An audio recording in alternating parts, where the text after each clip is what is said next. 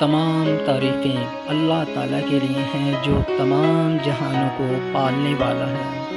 دوست میں نے ایک قصہ سنا، سوچا آپ کو بھی سناؤں۔ دوستو، ایک تاجر آدمی تھا جو اپنا سامان بیچنے کی غرض سے دوسری جگہ جاتا اور سامان بیچتا۔ اس دفعہ یہ اپنا سامان شپ میں لے کے کسی جزیرے میں جا پہنچا۔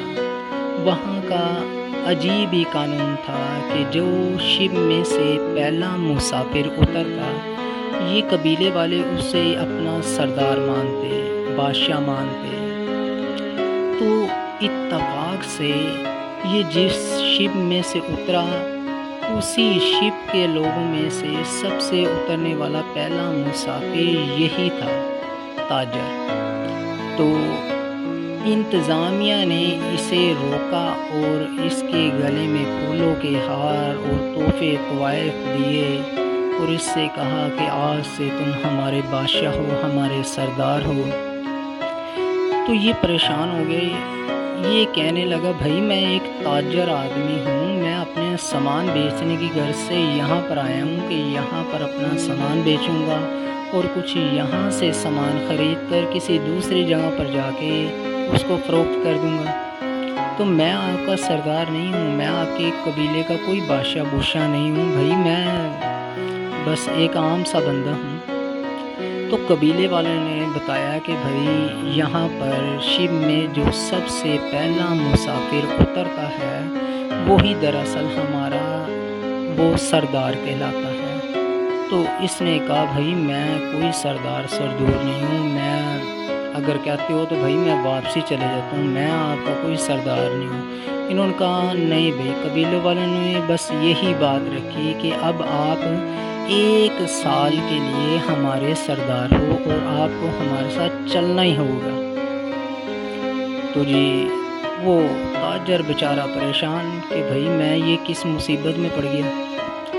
تو اس نے پوچھا بھائی 1 سال بعد تو پھر میری واپسی ہو جائے گی نا؟ انہوں نے کہا نہیں 1 سال تک آپ نے جو حکم آپ کو ہوگے آپ کا ہر حکم مانا جائے گا، سوائے اس کے کہ آپ کہیں کہ جی میں واپسی جانا چاہتا ہوں، واپسی نہیں اب آپ کی ہوگی۔ تو انہوں نے کہا پھر کہ 1 سال تک آپ حکومت کریں گے، آپ کا جو دل چاہے وہ آپ کو مطالبہ پورا کیا جائے گا۔ 1 سال بعد آپ کو زنجیروں میں جکڑ کر اور ایک جنگل ہے وہاں پر آپ کو پھینک دیں گے۔ اوہو، جب یہ بات اس نے تاجر نے سنی، اس نے کہا بھائی میں تو پہلے نہیں مان رہا تھا، اب تو میں بالکل نہیں مانوں گا۔ انہوں نے کہا کہ بھائی بات تو آپ کو ماننی پڑے گی، کیوں؟ اس کے علاوہ آپ کے پاس کوئی چارہ نہیں، آپ کو ہمارے ساتھ چلنا ہی پڑے گا۔ اس لوگوں نے، انتظامیہ نے زبردستی کی، اس کو اپنے ساتھ لے گئے۔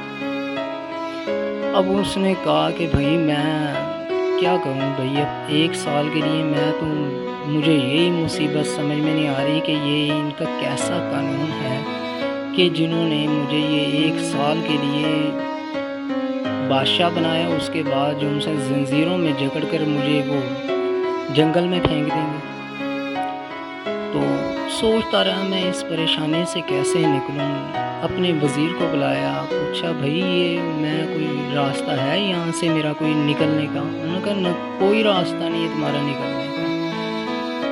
تو اس نے کہا بھائی جاؤ تو۔ یہ سوچتا رہا، اچانک اس میں دیکھا کہ یار، اس نے اپنے وزیر کو دوبارہ بلایا اور کہا کہ بھائی تم میرا تمام حکم مانو گے نا؟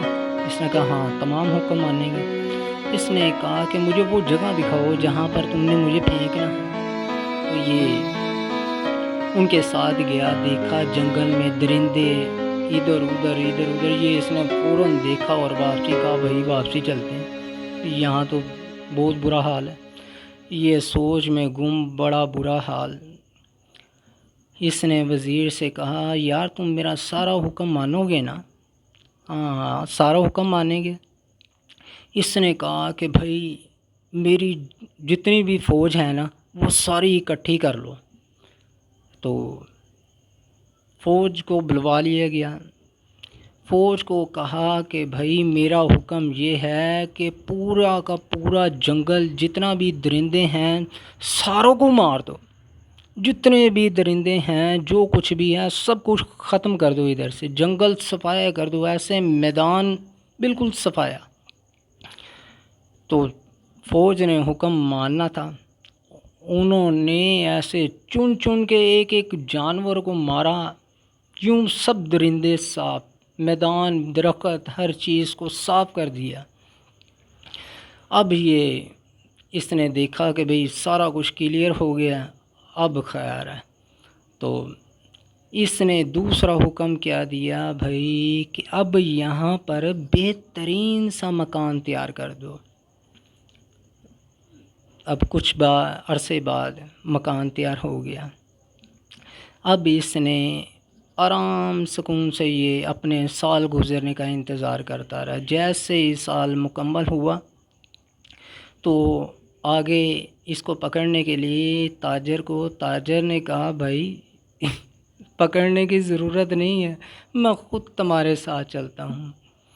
تو دوستو، دراصل اس واقعے میں ایک خاص چیز پوشیدہ تھی۔ دراصل اس تاجر نے وہاں کی فکر کی جہاں اس کو پھینکا جانا تھا، تو اس نے اس چیز پر غور کیا کہ جہاں پر مجھے انہوں نے پھینکنا ہے میں وہاں کی اس چیز کی جو سی ہے نا، اس چیز کو دیکھوں کہ